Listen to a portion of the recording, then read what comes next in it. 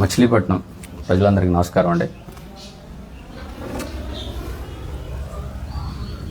I found Mehdipatnam, located in Hyderabad, Telangana. ఈరోజు మరలా దిగువ ఏరియాకి వెళ్ళడం జరిగింది.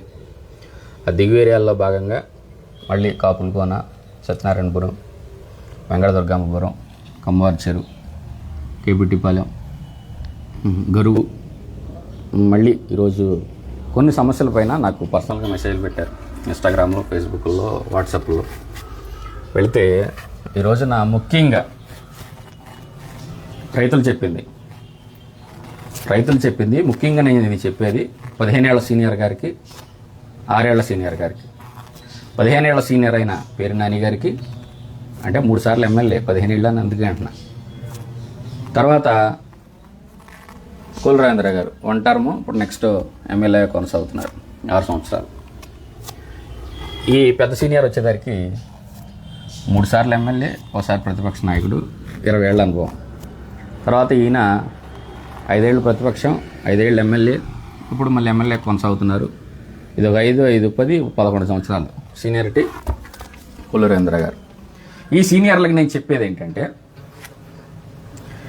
దిగువ ఏరియాల్లో సీనియర్లు గారు మీకే, దిగువ ఏరియాల్లో మన తుమ్మలపాలెం దగ్గర నుంచి, కాపులకోన దగ్గర నుంచి పెదయాదర పంచాయతీలో ఉన్న భూములు దాదాపుగా 2000 ఎకరాలు. గుండేరు కాలువ నుండి సముద్రం ఆటుపోటుకు వస్తున్న నీళ్లు మీకు పొలాల్లోకి వస్తున్నాయని చెప్పి తెలుసా? సముద్రపు ఉప్పు నీళ్లు, రైతులు పండించుకునే ధాన్యం, మనం రోజు భోజనం చేసే రైసు 2000 ఎకరాలు నాశనం చేస్తుందని మీకు తెలుసా? ఇరిగేషన్ అధికారులు మీరు కూడానండి. మంత్రి గారు ఇది చూసి మీకు ఫోన్ చేస్తే సరే, లేదంటే కనుక మీరు వెళ్ళండి, లేదంటే కనుక మీ ప్రిన్సిపల్ సెక్రటరీ గారికి నేను ఫోన్ చేస్తా. నాకు భయం ఇదేం లేదు. నా దగ్గర లోకేష్ గారి పర్సనల్ నెంబర్ కూడా ఉంది. అవసరమైతే లోకేష్ గారికి వాట్సాప్ మెసేజ్ చేస్తా. మీరు వెళ్ళకపోతే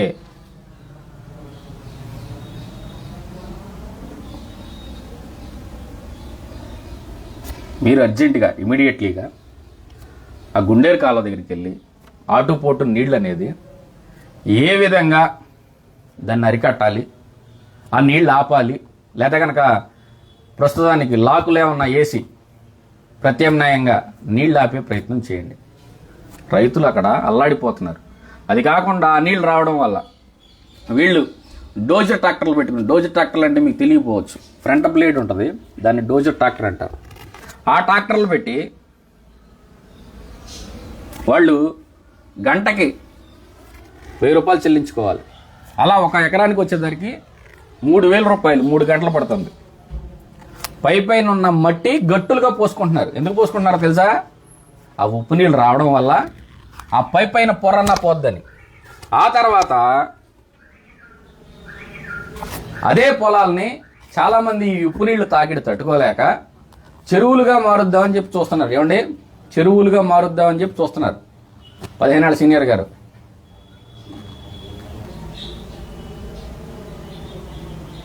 ఆ పొలాల్లో బీపీటీ పండుద్ది, 10-21 పండుద్ది. మంచి సారవంతమైన నేలలో, ఆ నేలల్లో ఉప్పు నీళ్ళు రావడం వల్ల వాళ్ళు చెరువులుగా మారుద్దామని చెప్పి చూస్తున్నారు. ఇమీడియట్లీగా ఇరిగేషన్ అధికారులు అందరూ కూడా వెళ్ళి అర్జెంటుగా మీరు ఆ సమస్యను ఏంటో తీర్చండి. తీర్చకపోతే కనుక, అవసరమైతే కనుక అదే పొలంలో నేను పడుకుంటాను మీరు వచ్చేంతవరకు, మంచం వేసుకుని. ఆ తర్వాత మంచినీటి పైన పెదయాదర గ్రామం నుంచి భోగిరెడ్డిపల్లికి తరగటూరు మంచినీళ్ళు ఏదైతే కనుక మనం వదులుతామో అది మన లైను ఇటు డైరెక్ట్గా ఇటు కృష్ణారావుపేటకి, అటు చల్లపల్లి హైవే మీద ఒక లైన్ ఉంది, ఇటు మన కాళేకన్పేట మీదుగా ఒక లైన్ ఉంది. ఈ లైన్ వీళ్ళు ఏం చేశారంటే డైరెక్ట్గా పెదయాదరకి వేసేసి, అంటే వీళ్ళు ఎటు నుంచి తీసుకెళ్ళాలి, చిన్నాపురం నుండి అటు భోగిరెడ్డిపల్లి తీసుకెళ్ళాలి. కానీ వీళ్ళు ఏం చేశారంటే పెదయాత్ర డైరెక్ట్గా కలిపేశారు. ఏది ఇప్పుడు కాదు, అది 20 ఏళ్ల క్రితం. పెదయాత్ర కలిపేయడం వల్ల ఆ పెదయాత్ర నుంచి భోగిరెడ్డిపల్లి నీళ్ళు వెళ్తున్నాయి. దానివల్ల ఏం జరుగుతుందంటే పెదయాదరలో హరిజనవాడ అనే గ్రామం ఉంది, మీకు తెలుసా? హరిజనవాడ అంటే మనకు ఓట్ల సమయంలో గ్రామాలు గుర్తొస్తాయి. ఆ సమయంలోనే మనం రోడ్లు వేస్తాం. ఎలక్షన్ ముందు ఖచ్చితంగా 2 నెలలు ఉందనంగా చంద్రబాబు గారు, పేరుని కిట్టు గారు రోడ్డు వేశారు. గుంతలు అంటే రోడ్డు వేయలే, గుంతలు పూడ్చారు. ఒకసారి మీరు వెళ్ళండి, నేను చెప్పింది అబద్ధం అయితే కనుక తల తీసుకెళ్ళిపోండి. మీరు ఏ అయితే గుంటలు పూడ్చారో ఆ గుంటలన్నీ లేచిపోయి పెద్ద పెద్ద గుంటలు అయినాయి.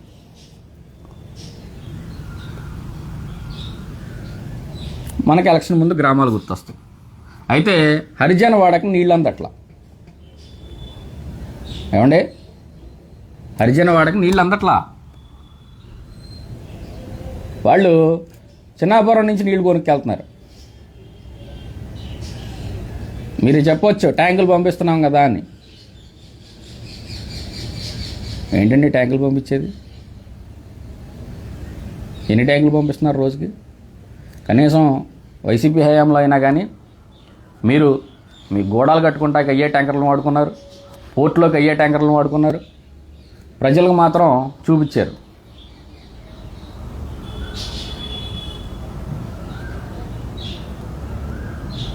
ప్రజలకు మాత్రం పెద్ద బొమ్మ చూపించారు. మీరు గోడలు కట్టుకోవడానికి, గోడలు తడపడానికి ట్యాంకర్ నీళ్లు, పోర్టులోకి ట్యాంకర్ నీళ్లు. కానీ పేద ప్రజలకు మాత్రం అసలు నీళ్ళే లేవు.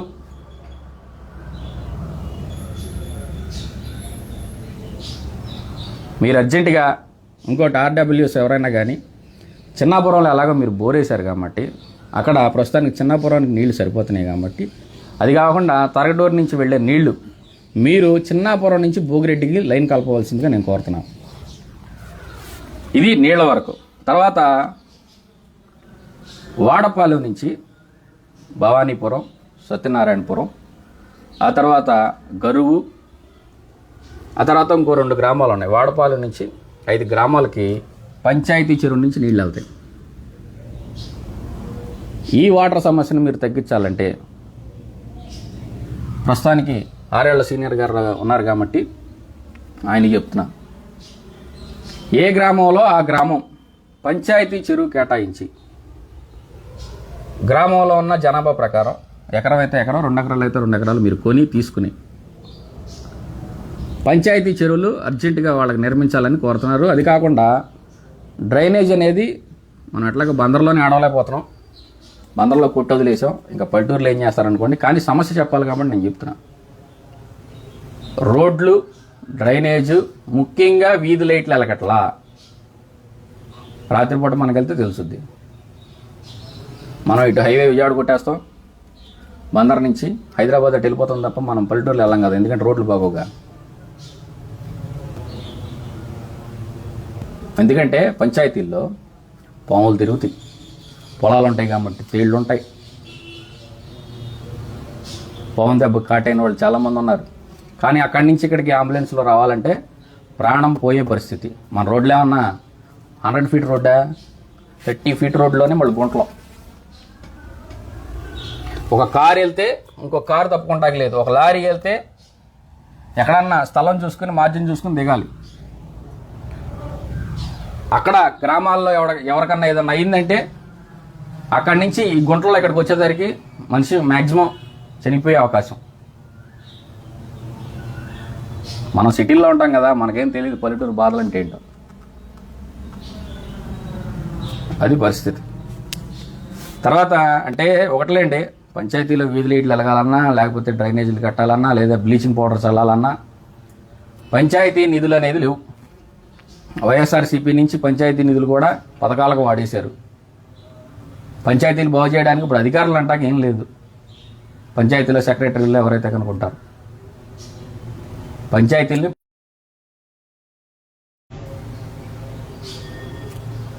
పంచాయతీలకు గోల అది.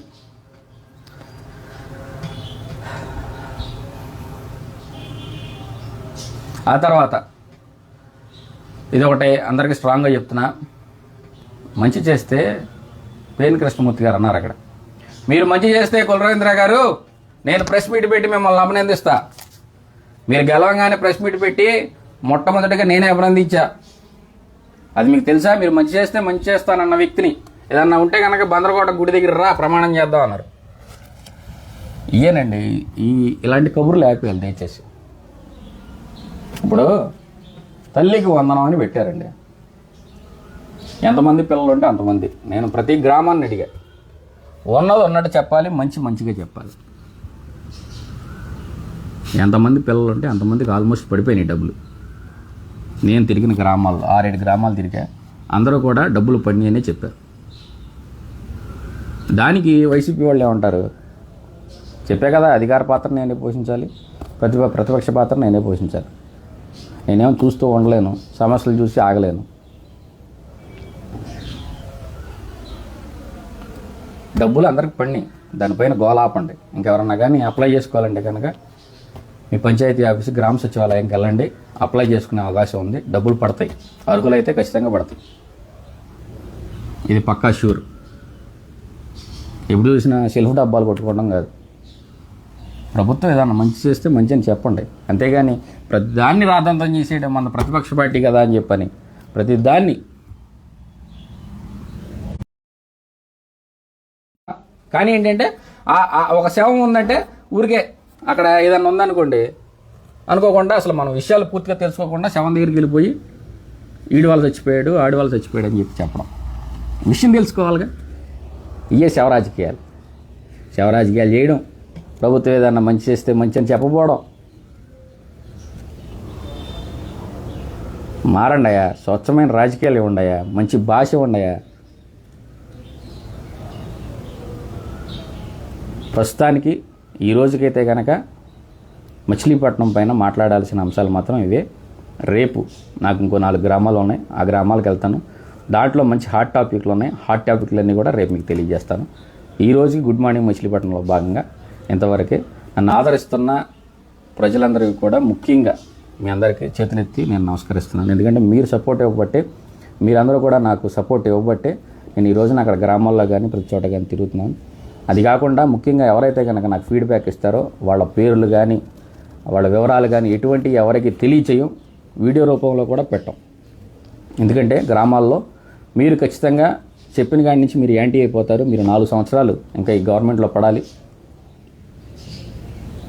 అక్కడ వైసీపీ అయినా టీడీపీ అయినా గ్రామాలకు చివరికి చెప్పేది ఏంటంటే, మీరు ఎవరో కూడా గొడవలు పడుకోకుండా వచ్చిన పథకాలన్నీ అందరూ తీసేసుకోండి, ఇచ్చిన డబ్బులన్నీ అందరూ తీసేసుకోండి, గొడవలు అనేది పడొద్దు.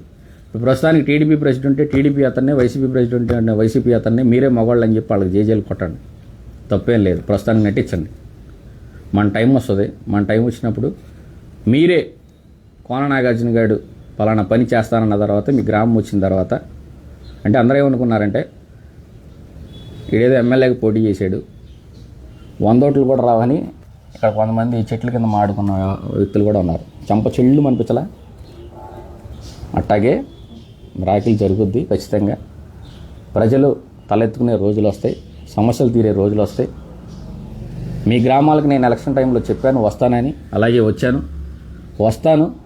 అది కాకుండా కొంతమంది వ్యక్తులు గంజాయి పెంచి పోషించే వ్యక్తులు ఏదో కుట్రలు చేయాలని చెప్పి కూడా చూస్తున్నారు.